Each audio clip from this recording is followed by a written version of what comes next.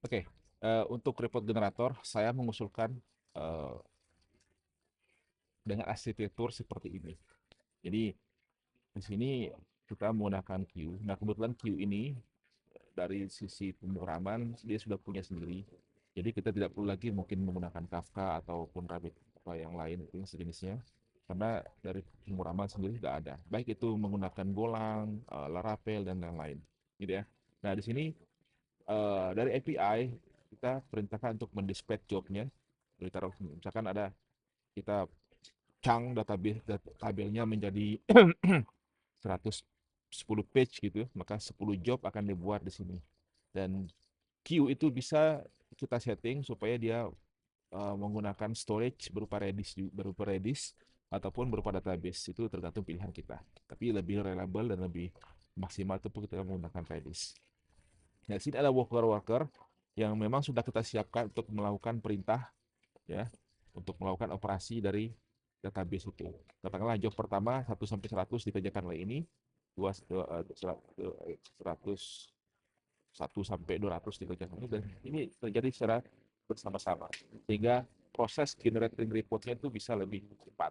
Nah, untuk bagaimana data ini diolah bisa dengan banyak teknik ya, tapi usulan saya mengusulkan supaya hasil dari JSON yang diambil ke dalam tabel itu simpan saja ke dalam storage, dalam hard disk.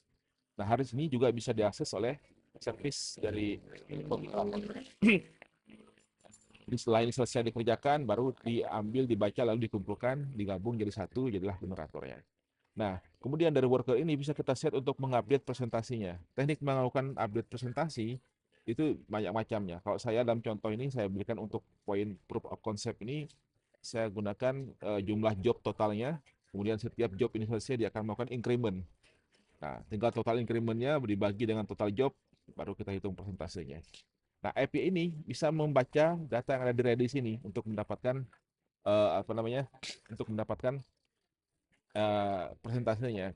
Jadi API report generator ini tidak akan bekerja terlalu keras karena dia ketika ini proses generate sedang berjalan, dia hanya membaca data Redis. Jadi kemungkinan mendapatkan 502 seperti kemarin itu kecil gitu ya. Nah, ini saya buatkan contoh menggunakan menggunakan Laravel ya. Contoh seperti ini. Jadi di sini saya buat sebuah metode yang kalau diakses akan membaca sebuah tabel namanya ini. Ini tabel ini reportnya ada banyak. Nah, kemudian dilakukanlah chunk gitu, melakukan pegging, lalu job name, kemudian dikirimlah variabel chunk ini ke dalam jobnya. Nah, kemudian selain itu ketika job ini disubmit, lalu saya buatlah sebuah record di Redis dengan namanya total ya, berapa, lalu sebuah variabel yang saya set 0. Ya. Oke. Kemudian ini semacam respon saja. Oke.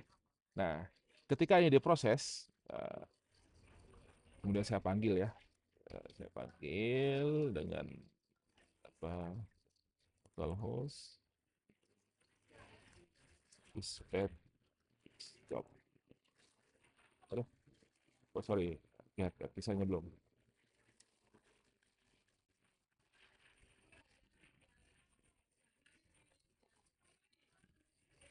Hmm, hmm, hmm.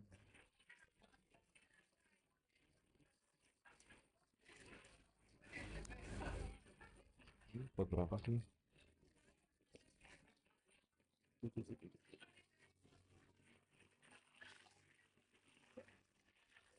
Oh, buat 8.000.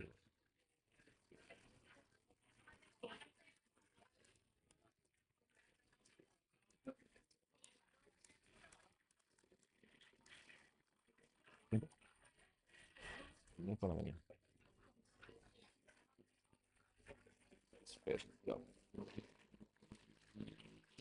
Ya, ini dia.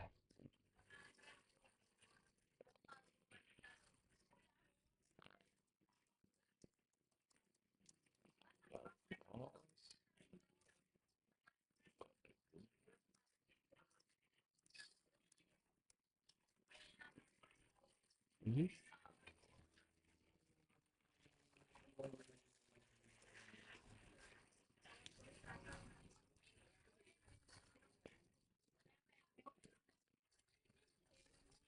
Dispatch job.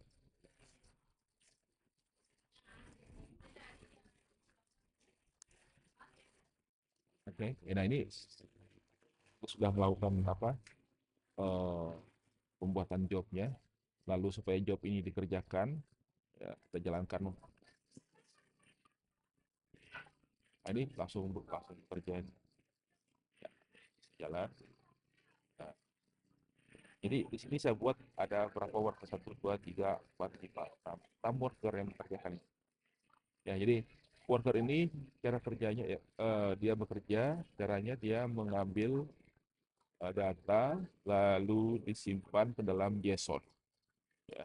Nah, nama file JSON-nya bisa kita berikan nama sesuai dengan nama job untuk mempermudah kita untuk melakukan pengambilan pembacaan datanya. Setelah ini selesai. Dan ketika job ini sedang bekerja, kita bisa melakukan pengecekan, ya, get all status. Nah, kita lihat job yang sudah di queue sekitar ini sedang berjalan 6, sudah selesai sekian. Nah, jadi karena ini ada 6 yang proses, tentunya queue ini bisa lebih cepat selesai gitu. Lalu selain itu kita juga bisa lihat lihat percentage. Oke. Hmm. Bisa pergi. Ada yang salah.